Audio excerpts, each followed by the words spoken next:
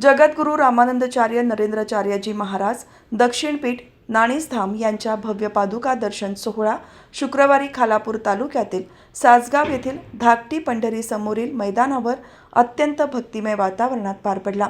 या सोहळ्यासाठी रायगड जिल्ह्याच्या कानाकोपऱ्यातून आलेल्या हजारो अनुयायांनी शिस्तबद्ध पद्धतीने दर्शन घेतले।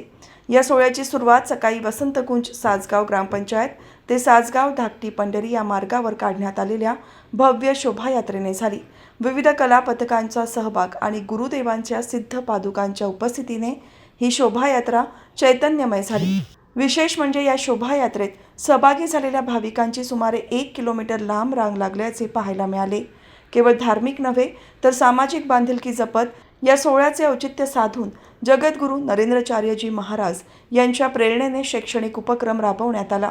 या अंतर्गत जिल्हा परिषदेच्या शाळांना 50 कपाटांचे मोफत वाटप मान्यवरांच्या हस्ते करण्यात आले। या मुख्य सोहळ्यामध्ये गुरुपूजन, प्रवचन आणि उपासक दीक्षा विधी पार पडले। यावेळी उपस्थित हजारो भाविक आणि बालकांनी उपासक दीक्षेचा लाभ घेतला। या सोहळ्याला खोपोली नगर परिषदेचे नगराध्यक्ष कुलदीपक शेंडे, उपनगराध्यक्ष विक्रम साबळे, खालापूर पंचायत समितीचे सभापती कृष्णा पारंगे, उपसभापती भाई शिंदे, सरपंच विनोद खवळे, माजी नगराध्यक्ष सुनील कोटीराम पाटील, माजी सभापती रमेश पाटील, माजी सरपंच शशिकांत मुकादम यांच्यासह अनेक मान्यवर उपस्थित होते।